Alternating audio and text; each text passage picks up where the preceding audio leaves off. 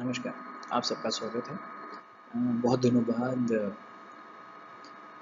मैं फिर से एक वीडियो अपलोड कर रहा हूँ in continuation fire safety. So what are the lessons that we learn from life, इसी सीरीज़ को कंटिन्यू करते हुए सेफ्टी के बारे में ये छोटी छोटी बातें जो हैं बहुत इंपॉर्टेंट हो जाती हैं।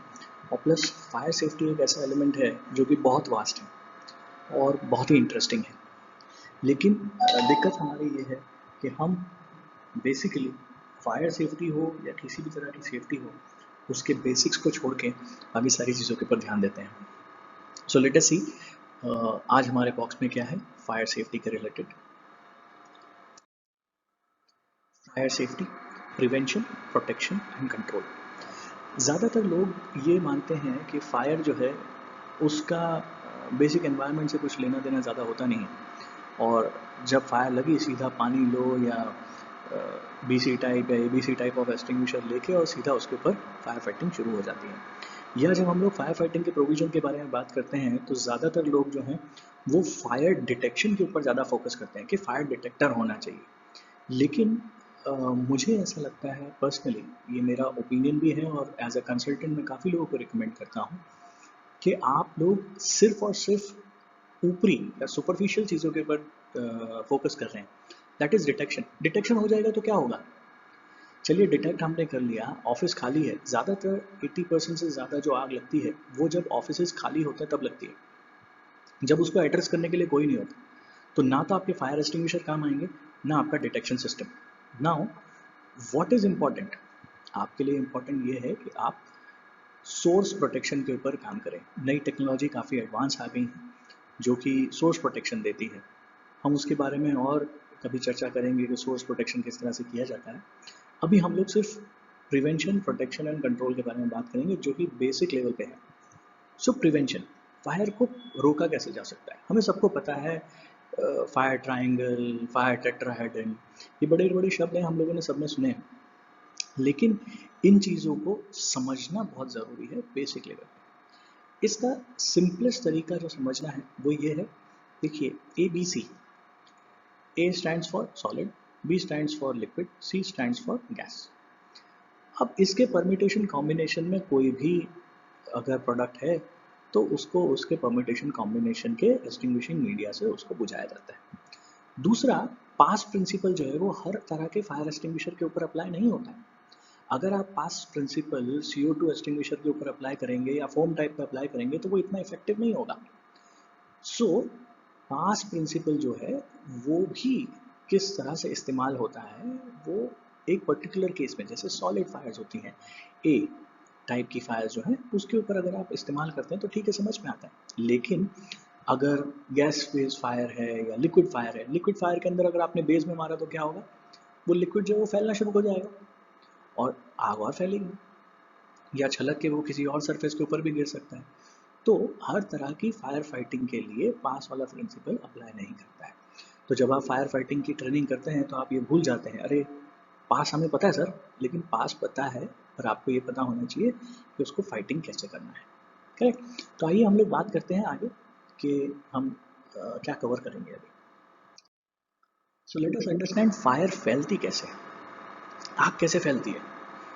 ये फायर के बेसिक्स हैं जो बहुत कम लोग अपनी ट्रेनिंग में इंक्लूड करते हैं। मैं ज़्यादातर करता हूँ क्योंकि ये बोलते हैं ना कि एक बहुत अच्छी पिक्चर थी हंगामा, कि भाई परेश रावल जी पूछते हैं MSc किए हो, PSc किए हो, SSc नहीं किए हो। सो यहाँ पे आप लोगों को ये जानना ज़रूरी है कि आप बेसिक समझिए। See how fire is spread, ये हम लोगों को स्कूल में बताया जाता है। रेडिएशनल इफेक्ट, रेडिएशनल इफेक्ट से, अभी ठंडी का सीज़न चल रहा है या कोई भी कोल्ड वेदर है, हम लोग आग सेकते हैं। सो व्हाट इज़ दैट, उसकी गर्मी आती है हमें। So that is radiational effect. Radiation effect से हमें गर्मी लगती है। अब जब ये गर्मी ज़्यादा मतलब ज़रूरत से ज़्यादा अगर बढ़ जाए या उसका टेम्परेचर ज़्यादा इंक्रीज़ हो जाए तो वो रेडिएशनल इफेक्ट की वजह से भी आग लग सकती है। इसीलिए हम लोग जब फायर फाइटिंग करते हैं, जब बड़ी फायर होने लगती है तो हम आजू बाजू की बिल्डिंग्स को ठंडा करना शुरू करते हैं ताकि रेडिएशनल इफेक्ट की वजह से जो हीट ट्रांसफ़र हो रही है उसे रोका जा सके। दूसरा मेथड है कन्वेक्शन। कन्वेक्शन मतलब जब आग लगी, गर्म भाप ऊपर गई, धुआं ऊपर उठा, धुआं ऊपर जाके इकट्ठा हुआ, धुआं और गर्म हुआ, और ज़्यादा गर्म हुआ, और वो दूसरे सरफेस के ऊपर आग लगाना शुरू कर देगा। तीसरा मेथड है कंडक्शन। अब कन्वेक्शन और कंडक्शन ये दोनों प्रोसीजर जो हैं वो आप बहुत अच्छे से जानते हैं। जैसे घरों के अंदर कन्वेक्शन मेथड्स कहाँ पे यूज़ होते हैं, जैसे कन्वेक्शनल कुकर्स होते हैं या कन्वेक्शन माइक्रोवेव ओवन्स होते हैं। So what does it do, आपके वेपर जो है वो ऊपर उठेंगे और हवा जो गर्म हवा जो है उससे उसे कुकिंग किया जाता है, या कन्वेक्शनल कुकिंग कहते हैं ना उसको। अब कन्वेक्शन मेथड और भी एक होता है कि आप गैस ऊपर गई, ऊपर फ्लेमेबल सरफेस था, जब धुआं ऊपर गया तो धुआं ऊपर जाने की वजह से आग भले बहुत नीचे लगी हुई है, लेकिन गर्म धुआं जब ऊपर उठा तो गर्म धुआं ऊपर उठने की वजह से उसका फ्लैश पॉइंट टेम्परेचर बढ़ता गया और वो ऑटो इग्निशन टेम्परेचर तक पहुंच गया और ऊपर भी आग लग गई। So this convection.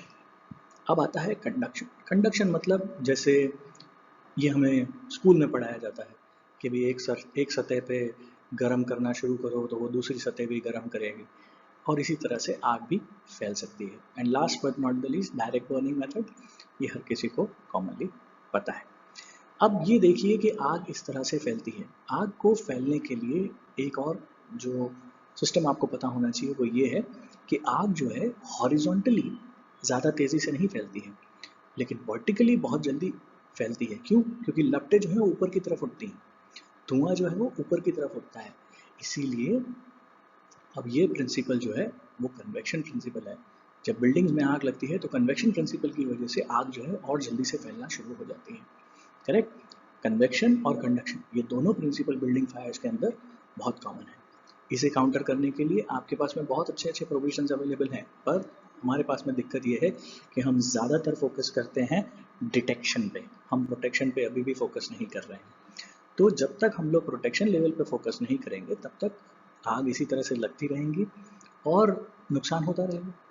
इसीलिए सोर्स प्रोटेक्शन बहुत ज़रूरी है।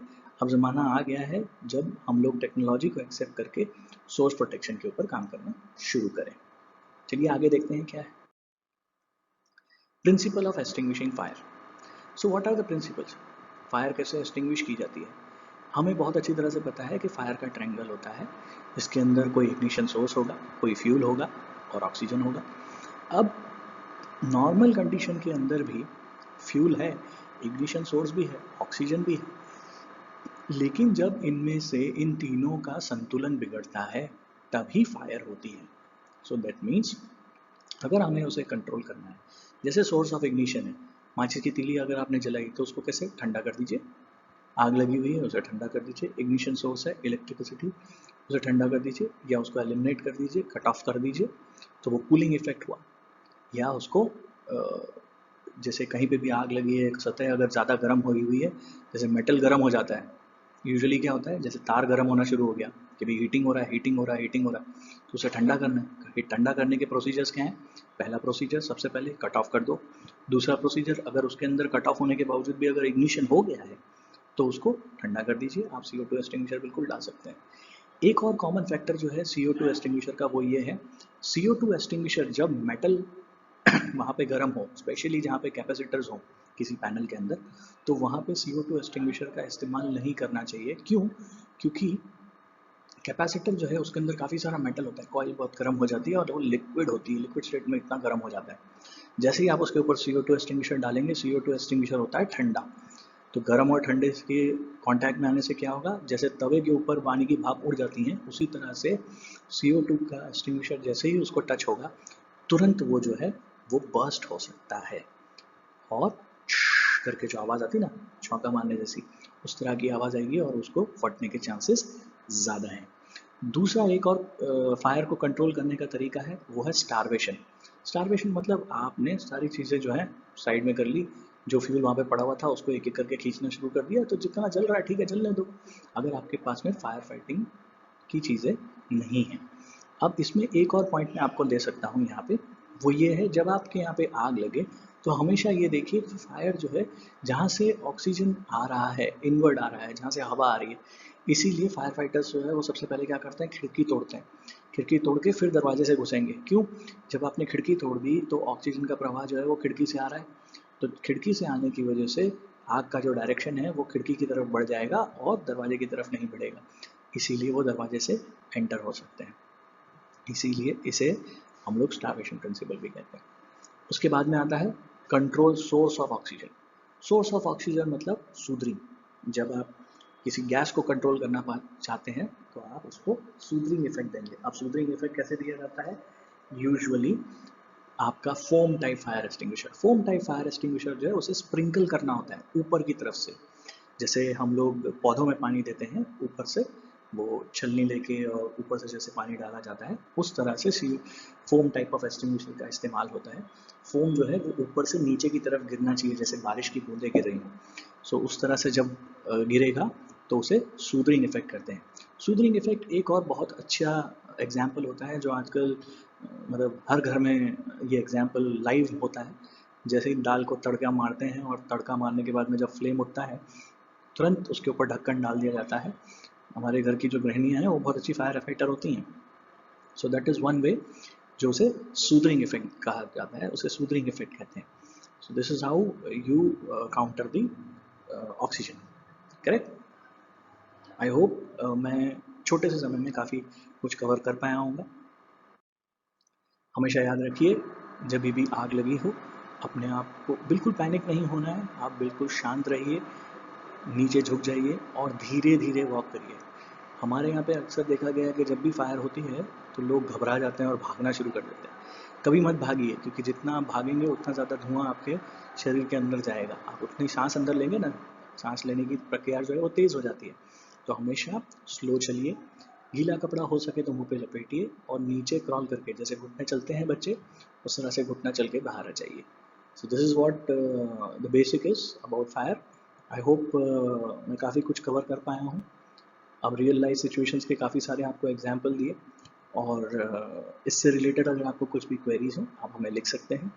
और काफ़ी सारे ग्रुप मेंबर्स जो जानते हैं, जो सब्सक्राइब भी करे हुए हैं, आई एम हैप्पी। आप लोगों के कमेंट्स बहुत अच्छे आते हैं और काफ़ी बार सुनकर भी अच्छा लगता है, और लोगों की भी उत्सुकता देख के भी अच्छा लगता है कि जानकारी लेने की इच्छा रखते हैं लोग। हमेशा ध्यान रखिए, नॉलेज के ऊपर काम करिए। सर्टिफिकेट्स आते रहेंगे लेकिन नॉलेज जब तक नहीं होगा तब तक उस सर्टिफिकेट का कोई फ़ायदा नहीं है। चलिए, थैंक यू वेरी मच।